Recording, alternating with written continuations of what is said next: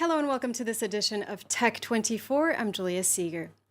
In the show this week, we tell you more about Europe's so-called digital green pass. It's essentially a vaccination passport to identify people who have received the jab or are immune to COVID-19. The EU says it will facilitate safe free movement within the EU, but the system is raising privacy concerns among the French.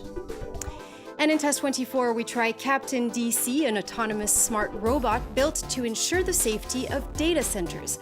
With its sensors and 3D cameras, it can track temperature, but also movement.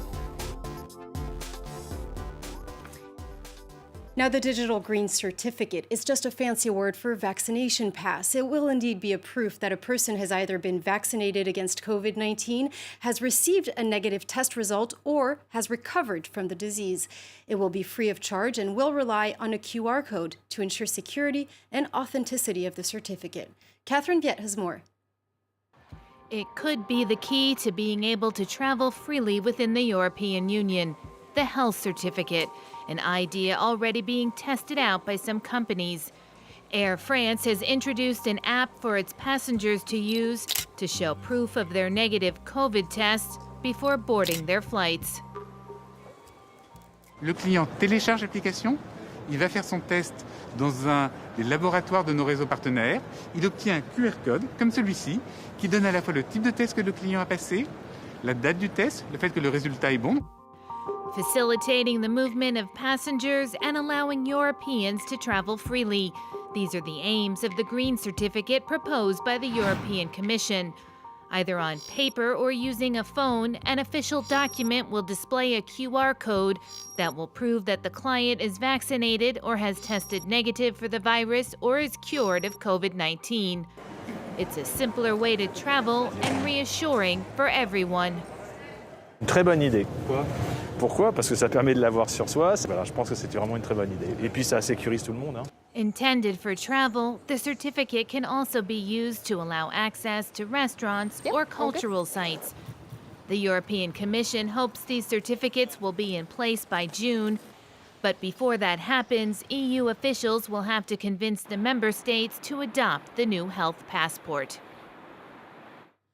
Now, to speak more about this, let's welcome our tech editor, Peter O'Brien. Hello, Peter. It's a pleasure to have you on set again this week. Hi, Julia. So, Peter, of course, this digital green certificate is going to handle very sensitive private information that's linked to the health of people. So how does the EU intend to secure that data? I mean, blockchain is probably one of the answers. Yeah, well, the first thing to note is they really don't have that long because the Commission wants this up and running before the summer, and they've not actually released any details on how the technology underpinning it will actually work. So one of the ideas, as you said, was blockchain, but they've actually sidestepped the question of whether it will be using blockchain for a sort of decentralized, secure record of medical data. But whether or not it does use blockchain is kind of beside the point when it comes to privacy. So alarm bells have already been rung over the fact that in the initial sort of draft outline on how it might work, it seems to link people's personal information to the certificates when they could have just gone for an attributes-based approach. So for example, one attribute is,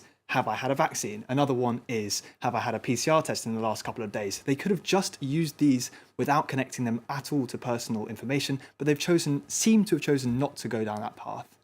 Now, 67% of French people are actually against this vaccination passport, and it's not a surprise. French people are very attached to their freedom.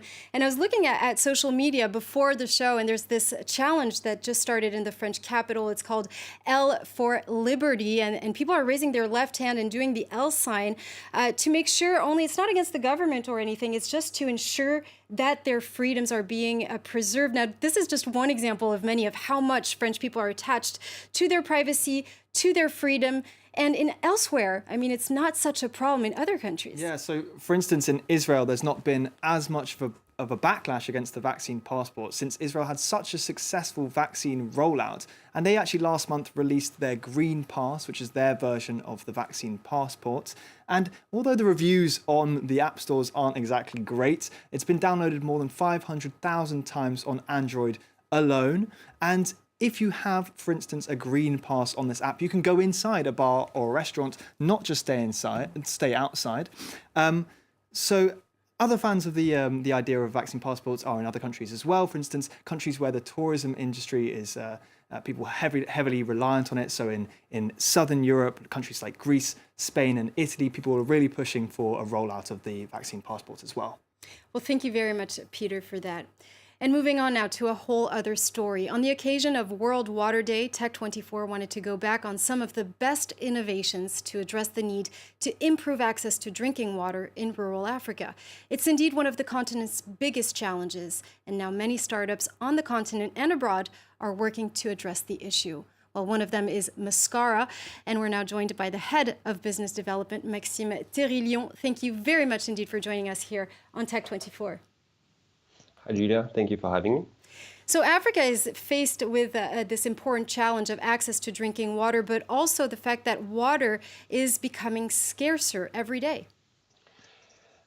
Exactly. And where is this coming from? Where is the water scarcity coming from? It's two different reasons. Because the water resource is caught between, on one hand, an increasing demand because of the population growth and the consumption per capita that is increasing. And on the other hand, you have less water available because of changing rainfall patterns impacted by climate change, with some countries with absolutely no rainfalls at all. So there is a water deficit. You can optimize the use of water. We've seen that done during the Day Zero crisis in Cape Town, for instance. That significantly reduced the consumption per capita, but yet there were this water deficit. Similarly, in all the new cities in Egypt, for instance, you don't have any water resource. So how do you do to address this water deficit? You have the possibility to tap into salty water, to seawater, which is unlimited resource of water, and you can desalinate it. But if you are to just take it and use conventional technologies to do that, you are going to be facing further increasing of the impact of climate change using fossil fuels to power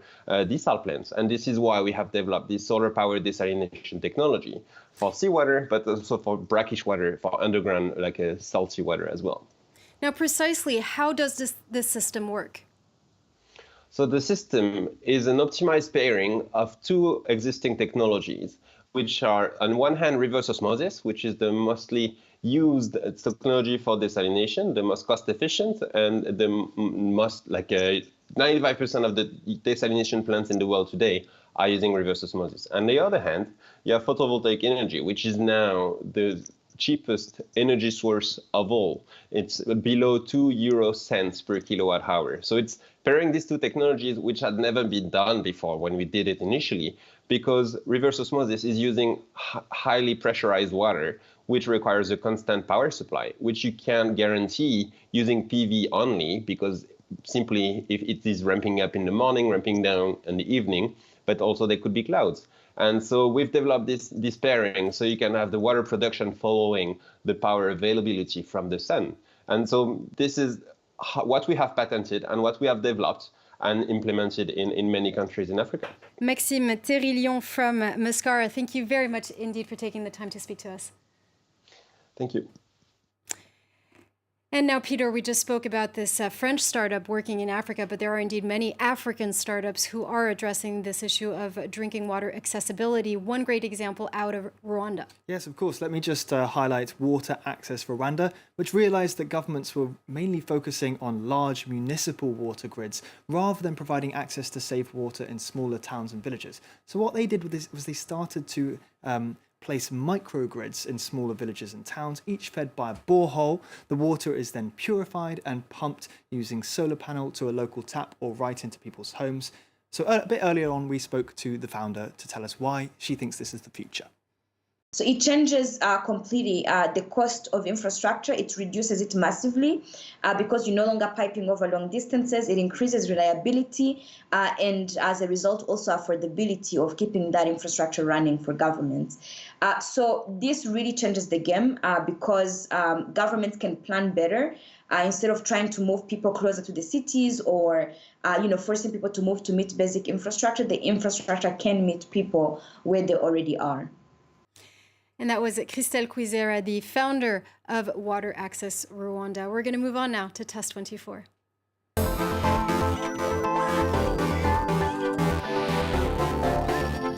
The data center industry is booming as more and more people are entrusting their personal data with cloud services. And one critical issue is to monitor the security of those facilities.